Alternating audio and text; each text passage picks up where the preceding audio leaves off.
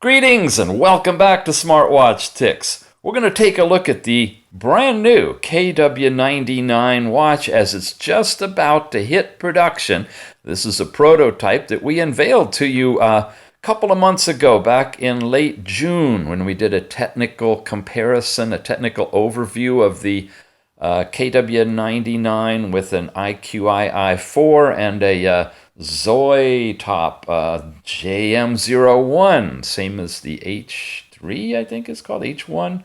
Anyway, that one we looked at a lot of the technical features of this watch. Today I'm going to turn it on and run it through, let you see what the canned apps are that are installed, and a couple of really interesting nuances that you'll only find on this watch. But before we do that, just by way of setting a foundation, and to lay the beginnings of a video we'll do in the future, here's the original Kingwear KW88. Now we're going to turn this on and compare it with the newest KW99. Not today, but a little bit later, once we have a firmware update for this. There's a new firmware coming for the KW99, but I want to show it to you now and not wait for that. When the firmware is on this watch, we'll look at all of the differences between the KW88 original, the flagship KW98 that's on the market right now, and of course the new KW99 that will be coming out really soon. Feature-wise, you notice that these two lay down flat, and originally we thought the bands might be removable as well. But it turns out, no, they're just really creative in how they've put antennas in the bands and managed to get the wires to go into them and still maintain the flexibility as if they were regular removable bands. So that's the first thing. On all three of the Kingwear watches, the bands are not removable. Let's take a look now at the KW99 by turning it on. Now, as it's booting up, I want you to notice, you see the little red circle that's running around just inside the bezel there as a highlight? That's a new feature, a kind of a little striking highlight signature. The bezel itself has got like a tachometer imprint on it. The body, in this particular one being silver, is really interesting attention to details. You see how it's subdued on the side, the speakers over here. Two buttons, and the way the actual bands are held in is they're screwed in with a very specialized screw head on all four of them, and when you take them out you'll find that you still cannot remove the band. You can see that in the other video. So we're booted up now. We've got a nice leather band with an interesting advanced clasp. Nice attention to detail. Two of these little thingies to put your band in when you actually put it on, and kind of a diamond pattern in the material. So it's a dressy watch as opposed to a sports watch, and it comes with a variety of installed stock watch faces. Now, of course, I've loaded it up with my typical software, of which one of them is this dimming software, so I can set and adjust the brightness of the screen that I'm looking on the camera and the watch at the same time to get it more or less to match natural. And here we go. So this is the first watch face, stock watch face that comes with it. And because we're doing an overview of this watch, we're going to run through these watch faces. This one's pretty nice. You have the blood pressure monitoring information, your steps, some date and day of the week, and a power level. Here's another stock watch. And it looks really attractive on this. The highlight with the little red brings out details when you're using a watch face that has a combination of red in it as well. Now here we have a gold one, says Smart. And that's what it's looking like. Whoa, jumping ahead. Here's an aquamarine kind. Yes, it's looking, pretty much the colors look true in the camera to what I'm seeing. Smartwatch. A bright white one. Now, it's when you get to this level that you see that it doesn't quite go all the way to the edge. You see where the red is, and you see the black. So there is a black barrier all the way around. It's not quite edge to edge, but it's getting awfully close. Again, only when you have these watch faces that are bright in color do you see that significance. When you have a darker one, it kind of blends in and you really don't notice it. Some of these watch faces we've seen on other watches, and I presume that when we get the firmware update, we probably will be getting some additional or different watch faces thrown on the watch as well. This is a prototype watch, so the firmware definitely is in that vein, and it will go under some changes, I'm sure, before we actually see the production units. But to familiarize yourself with it, to see if it's a kind of a watch you would like by its design and function, the KW99, you can start looking for it at your favorite outlet. And of course, in the show notes below on this video and on a future one, when we do the comparisons and we actually have buying sources, we'll give you those links. So we appreciate it if you use our links, because we, first of all, try to get you the best price out there. And secondly, it'll help support our sponsors. Okay, I think that's the last one. Then as far as custom watch faces, you saw this before. These are some watch faces that Alrod created. He's a designer that has, it actually is a Kingwear, I think it was KW88 tips and tricks or something website, where most of it is all about watch faces that were designed for the original KW88. I'll have a link to that for you as well. And there's other sources that you can get great watch faces for this watch or the other watches. And in terms of installing, it uses the basic standard procedures as the KW88 with the newest firmware update in it. There's two ways of doing it on this one. And of course, this being a newest watch is using the newer version that works with clock skin folders and stuff like that. We got videos out on that for installing watch faces as well. Let's take a run through the watch. When you scroll down, you come up to your standard 3 screens. See the 3 dots. This one's showing you your power, whether you have a SIM card in it, or Bluetooth, that kind of stuff. This one, where you have access to silent mode or volume. You have the twist wrist to see the time here. Airplane mode, cellular data mode. This turns on your GPS. This is your brightness from low to mid to high. I have it overwritten right now because I have the slider control on here. So this overrides that. But when I don't have that running, you have the 3 different levels. I have Bluetooth that I can turn on or off here. And I have Wi-Fi as well. Then on this one, you have your pedometer, just for the output, just for reading your daily steps. The actual pedometer app lets you, start a stopwatch so you can time your steps if you want to do that. We'll see that quickly when we get to that part. Okay, and those are the 3 pages here. Now, when I press the top button, it takes me off. And if I press it again, it brings me back to time. What do you think happens when I press the bottom button? Well, not what you expect. Usually that's back 1 level. So if you're way deep in settings or something and you press it, you go back 1 level, back 1 level, back 1 level until you get back here. And this one would automatically take you from wherever you are right back to the watch face. And then pressing it again would turn it off. That's the 2 buttons. This is different though.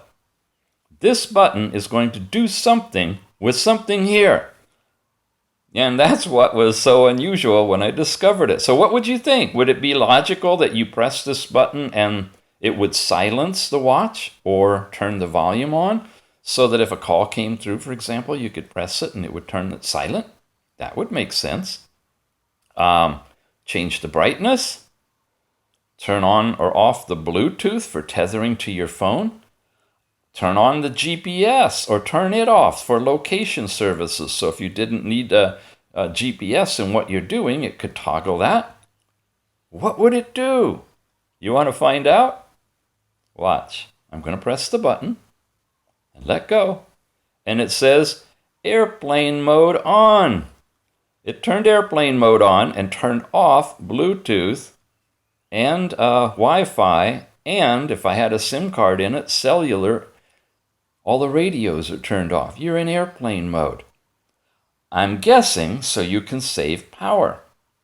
If you're going to be out and you're driving around and you have no SIM card in it and you have no need for data, but you're using it as a watch, this is a quick and fast way to turn on airplane mode and save your battery.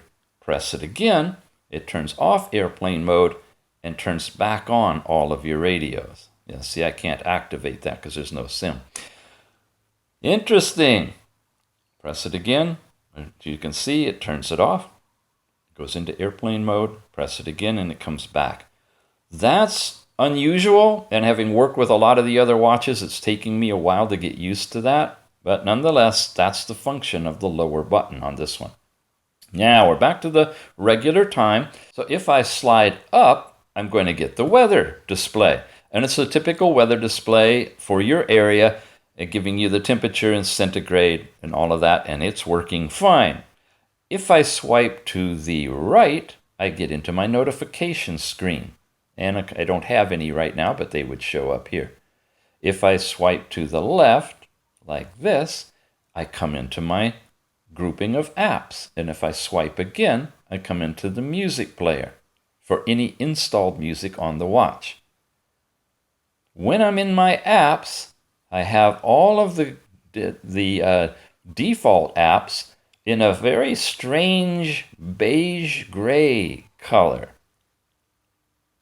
And then when you install in your own custom apps, they show up in the regular color that matches their particular icon. Let's take a quick look at what the apps are. Like you'd expect, contacts is your contacts, phone is your phone keypad, and messaging is for doing your text messages. Those are all associated with the SIM card because this watch, as all the Android watches, is a standalone device. It's not going to make phone calls through your cell phone in a tethering way. It's going to use the SIM card that you put in it for that. In the health area, we have a pedometer, and I mentioned before the pedometer, when you scrolled across on the top with just an output display of the steps you've accumulated for the day. Here you can go into an interval pedometer, starting a stopwatch and collecting your steps over time. So if you're really serious about it and you want to walk 10,000 steps and try to get it done in a half hour or whatever, this is the mode you'd go into to do that. And then you can stop it and start it over again. That's the pedometer aspect. The heart rate will kick in the heart rate sensor in the back. And as we've seen before, many of these watches, this is the default display with this kind of a half heart that goes circling around until it gets a reading. On this one, once it locks in your reading, it gives it to you, and then it stays running. So it's a continuous heart rate monitor, I believe. Let's see if I'm right. Here's the previous heart rates. I did testing it out, and you notice that it's changed. And it tracked or recorded the first reading it got at the moment that it got it, but now it continues to adjust to find the accurate reading and stick with that, going up and down depending on how well I'm exercising. I've noticed on almost all of these, the first readings are high, maybe by about 5 points or so. Then it'll adjust and go down, then it'll come up, and then it'll hone in. Now this one's looking like it's coming in about the same as when it initially recorded. So it's good if you really want to take a reading off of this to give it a while to settle down and see what it comes up with as the actual display. It's also good not to be moving. You can see when I talk, I use my hands and I move all around. And so that changes things on how the sensor's reading the blood moving through the capillaries. And of course, you get a varying display When you take your finger off of it, it immediately tells you that you're not connected, which tells me that there's a better chance that this is an accurate device than the ones that just measure thin air and give you a reading no matter what. Let's see, I can't press that to go back. Let's try it, watch. If I press it to go back, I go into airplane mode instead.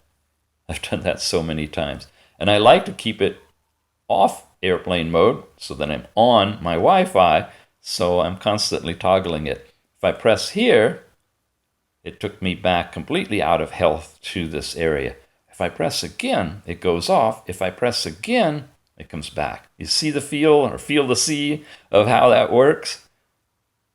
Okay, that was actually a slide that way by accident. There we go. Now we're back to the app. So that covered the health section. Messaging we've talked about. Music control. Now, this is all for when you're tethered to a phone. The remote capture, the music control, and when you touch any of these, it says, please make sure that the Watch app is connected. That's the app that's being used for this, and as we've come to find, that's one of the weakest tethering apps out there.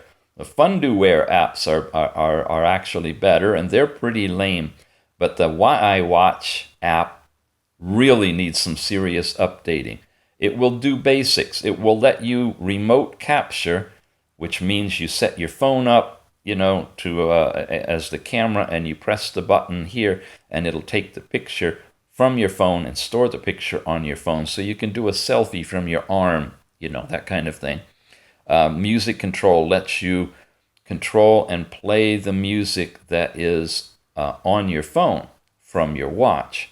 But the music comes out of your phone, not out of the watch. And those are a couple of the things that are part of tethering. Now let's take a look at the settings. When you go into settings, you've got the typical layout with sound that lets you adjust all of your volume levels, change your ringtones, and decide on vibration or not. You've got your display capability where you can set the brightness level. Remember, I have it overridden. You can set the sleep timeout from as low as 15 seconds to up to 30 minutes. App adaptation, not sure about that. It's something to do with working with third-party apps, and then you can set your font size.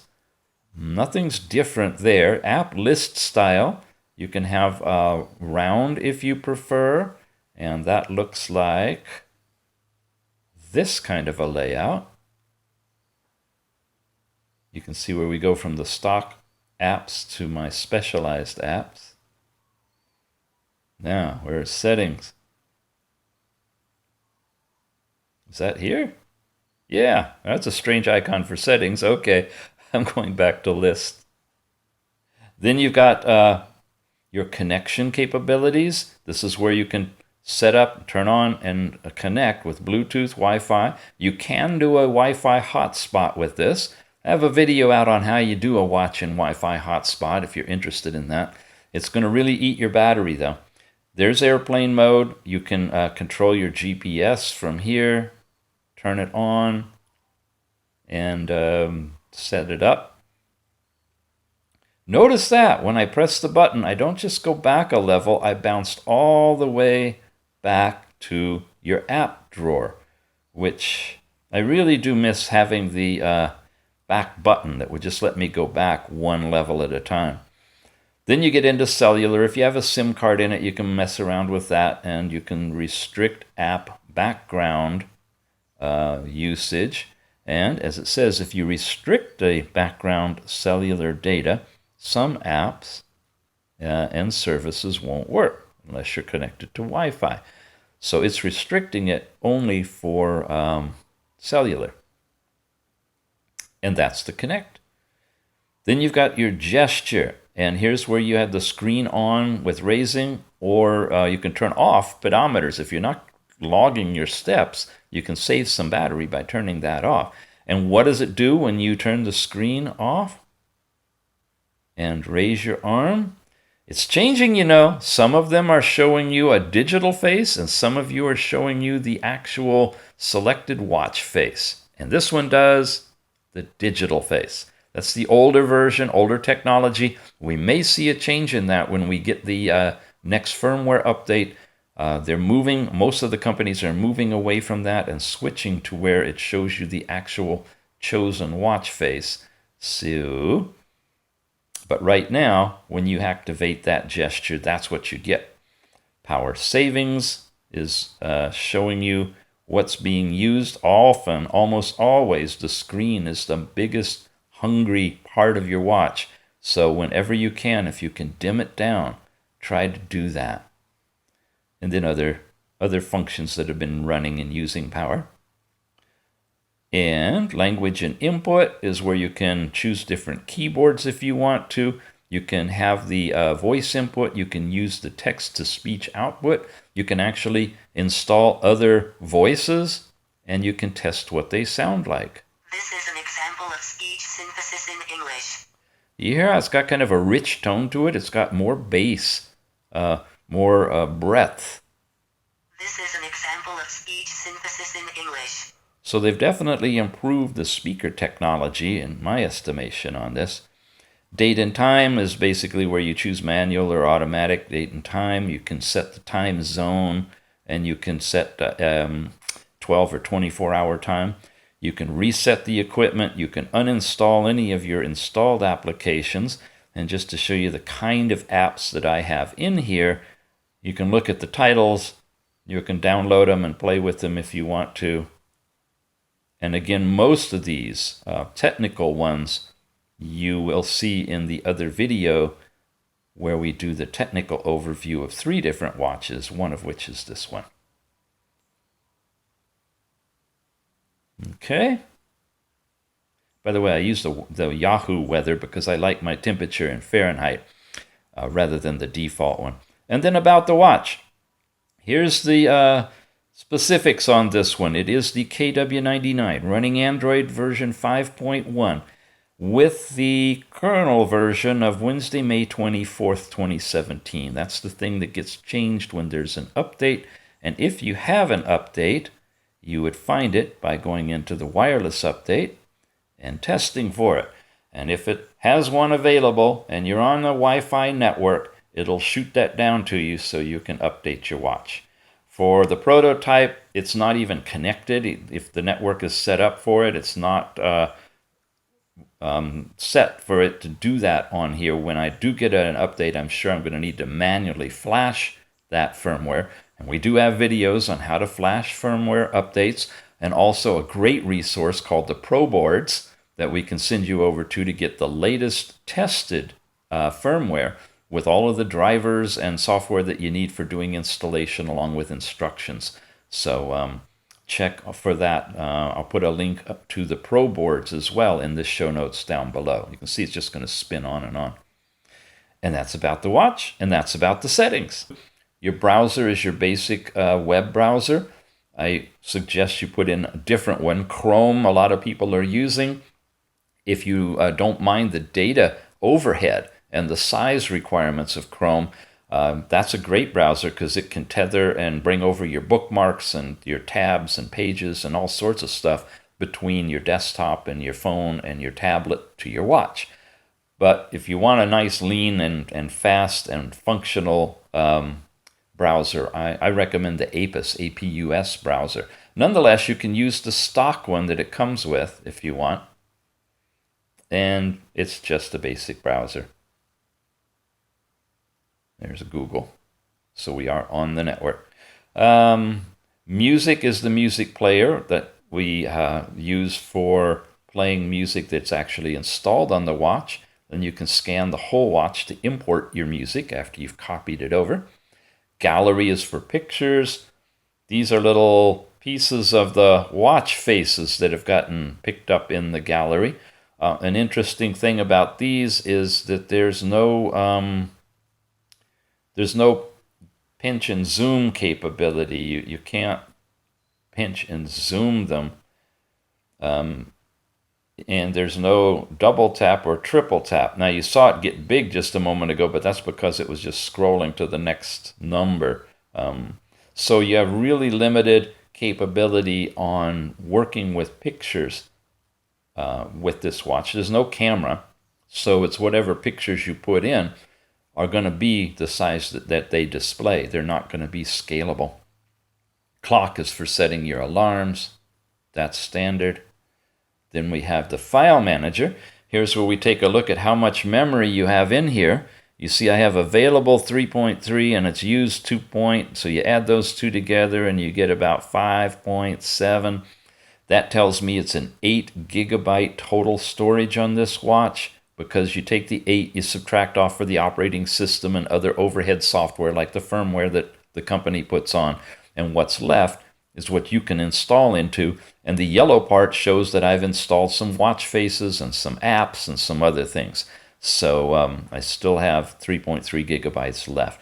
8's a reasonable amount. The newer watches are coming out, of course, with 16 gigabytes. And again, we don't know yet what the production will look like on the KW99. Given what it's got inside of it, it seems that it's already older generation and it hasn't even been released. Might see this one popping out with 2 gigabytes of RAM and 16 gigabytes of memory. That would make sense to me, but we'll have to wait and see. Anyway, it should be out soon. You tap it, you go in, you can see your different folders, and it does already have the clock skin folder, and these are the folders within the folder that contain all the watch parts that bring up those wonderful watch faces. Find My Device, again a tethering app. Sound Recorder is where you can actually record your own sounds. This is an overview of the prototype KW99 from Kingwear. Say done, say save, bring up the filing list, and listen to it. This is an overview of the prototype KW99 from Kingwear. What I like about that, it's good volume. It's not the loudest volume, but it's much louder than many. And it's got a nice bass resonance. It actually has some depth to it. It's not high and tinny. So that's good. Of course, you could, using the file manager and connecting to the computer, you could export anything you record with the sound recorder and modify it or work with it on your phone or your computer. The weather is where you go in and basically get your weather information, just like we saw when you scroll up from the watch face. Calendar is very basic, just shows you a calendar. You can't set dates or reminders or appointments or anything. Calendar is a weak part of most of these watches, unless you can install the Google Calendar, which also is challenging because it uses the same name, and these watches are kind of tricky about that and whether they let you override the default calendar with the Google Calendar. But if you can, it's a nice thing to do. Voice search lets you do what it says, search. What time is it in Washington, D.C.? What time is it in Washington, D.C.? Here is some information about Washington, D.C. Washington, D.C., the U.S. capital, is a compact city on the Potomac River, bordering the states of Maryland and Virginia. Okay, it didn't hear me say what time is it because I talked before it said listening. And now it's getting this information from the web as if it was a basic web browser. The nice thing about the voice search is you don't need to set up a Google account, as far as I understand, to use it. So if you're using Yahoo or Hotmail or something else, Apple, and you want to use voice search, but you don't want to go through the whole thing of setting up a Google account to do it, you can do it right there. Play Store is your generic Play Store, and that's where you can download all of your different apps. You log in with your Google account to do that. Maps is your stock, Google Maps, right? And here's where you switch platform. This is for tethering now. This is whether you're going to use the Apple platform for tethering or Android. So you choose your platform, and that'll change a bit on the things that you can do with your watch based on which phone you're actually using. And here's where you connect the phone. That's the QR code that you're going to need. You can scan that right now, or you can go to probably the Apple Store or definitely the Google Play Store and just put in WII watch, and that's the app you'll download. Then you open the app on the phone, and then you switch the search on the app for KW99, which is this particular phone, and that's how you tether them. So it gives you those instructions. And that's it. Now you get into all of my custom ones that I've put in here. And like I say, we have another video up 2 months ago, June 20th, I believe. Just look for Kingwear KW99.